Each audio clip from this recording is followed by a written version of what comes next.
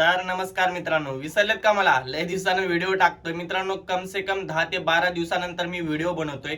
याचं एक कारण होतं मित्रांनो. त्याचं कारण म्हणजे हे की माझे इंस्टाग्रामवरचे युट्यूबवरचे व्हिडिओ सगळे बिग बॉस वाले आणि कलर्स मराठीवाले उडवत होते. का? त्याचं एक रियालिटी मी दाखवत होतो की बिग बॉस मध्ये काय चालू आहे आणि काय नाही ते, आणि पूर्ण रियालिटी मी पब्लिक समोर आणण्याचा प्रयत्न करत होतो. त्याच्यामुळे तो व्हिडिओ डिलीट करत होते.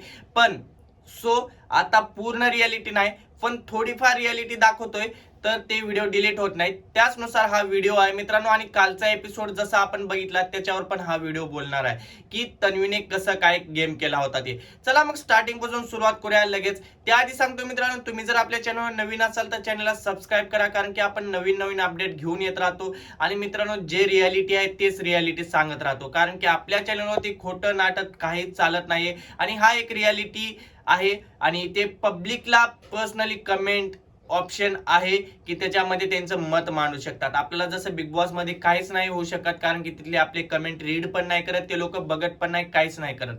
तर मित्रांनो, आपण तन्वीची स्टार्टिंग पासून जी जर्नी आहे ते बघायचं आहे आपल्याला, की तन्वीने स्टार्टिंगला काय केलं होतं, मधात काय केलं होतं, नंतर काय केलं होतं आणि लास्टला काय केली होती, आणि आता घाबरलेली का आहे. मित्रांनो, ती जी बोलते की अनुश्रीला, विशाला खोटे खोटे नाटे चेहरे घेऊन मारामारी करणारे हे बिग बॉसच्या फायनलिस्ट मध्ये आहेत, हेच विषयावर आज बोलणार आहे. मित्रांनो, जशी तन्वी स्टार्टिंगला आली होती तर तन्वीने एक वेगळा चेहरा दाखवला होता, की तन्वीला माहिती होतं की बिग बॉस मध्ये गेल्यानंतर मित्रांनो फक्त भांडण करायचे, आणि भांडण केलं तर आपला चेहरा दिसतो. त्याच्यानंतर मित्रांनो, तन्वीने भांडण पण सुरुवात केली होती. भांडणाला सुरुवात केल्यानंतर तिला समजलं की भांडणात काहीच राहिलेलं नाहीये, कारण की दिव्याताई शिंदे हे बाहेर गेले होते, कारण की त्यांच्या तोंडातून अपशब्द आले होते म्हणून. अपशब्द पण असे एवढे घाण नव्हते की त्याने काय बोलले होते, नॉर्मलशी धमकी होती, आणि ती धमकी तर सगळे बिग बॉस मध्ये देतात. त्यानं तर डायरेक्ट बोलतात की करल ते करल असे शब्द बोलतात, पण त्यानं असे शब्द वापरले नव्हते. आणि त्यानं स्वतः बोलले पण होते की दिव्याताई शिंदेने असं बोलले होते की माझी पेनची ताकद म्हणजे पेन हेच माझी तलवार आहे, असं बोलले होते. तो एक भाग वेगळा आहे. त्याच्यानंतर तन्वीचं रूप वेगळं दिसायला लागलं. दिव्याताई शिंदेला बाहेर काढलं.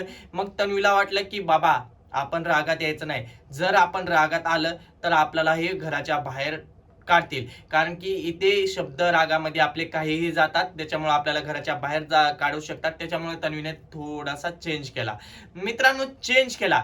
आता मला एक सांगा, अनुश्रीनं चोरी केली होती, ते पॉवर की होती, आणि पॉवर की कुणीही चोरी केलं तर ते चोरी मानलं जात नाही, कारण की बिग बॉसनं ज्या वेळेस प्रभूकडे चावी होते त्यावेळेस त्याने सरळ सरळ बोलली होती की हे चोरी नाही, तर त्यांचा एक गेम आहे म्हणून. तर अनुश्रीची चोरी चोरी का?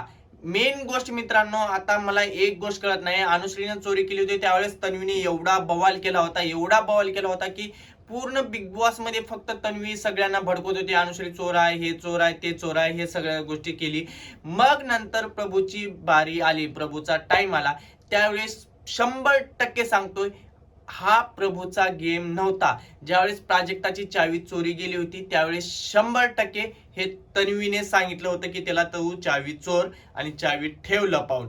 मित्रांनो, इथपर्यंत जर गोष्ट होती तन्वीला माहिती की तन्वी एवढी खरी आहे, तर तन्वीने चावी चोरायला का प्रोत्साहित केलं त्याला की तू चावी चोर, हे सगळ्या गोष्टी कर.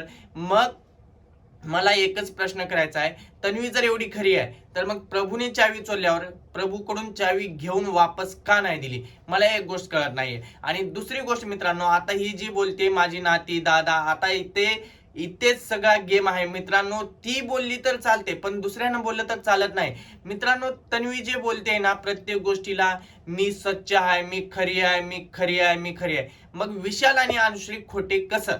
मला ह्याचा एक मोठा प्रश्न आहे. विशाल आणि अनुश्री खोटे कसं काय राहू शकतात? अनुश्रीचा गेम आहे, विशालचा गेम आहे, तर मग ते खोटे राहू कसं शकतात? एवढा मनामध्ये तिरस्कार एखाद्या व्यक्तीबद्दल कसं काय राहू शकतो?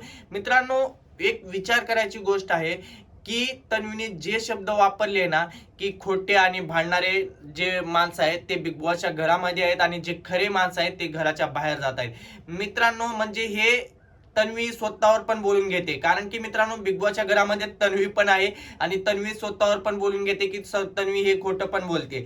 मित्रांनो, विशाल बद्दल एवढा तिरस्कार कसं काय? कारण की जर विशाल सोबत डील केली असती तन्वीने तर आज प्रभू बे राहिला असता फायनल लिस्ट मध्ये. तुमचं मत काय आहे कमेंट बॉक्स मध्ये नक्की सांगा.